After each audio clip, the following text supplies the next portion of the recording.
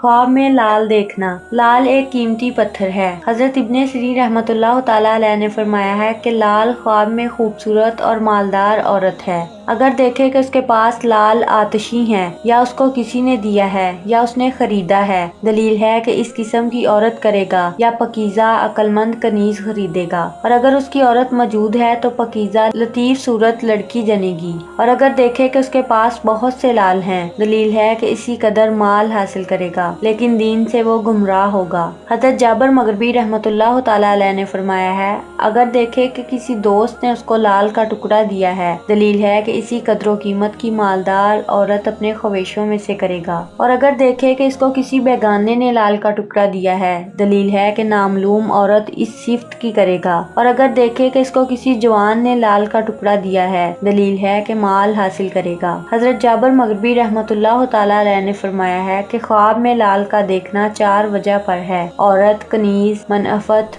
दुनिया का माल और लड़कियां।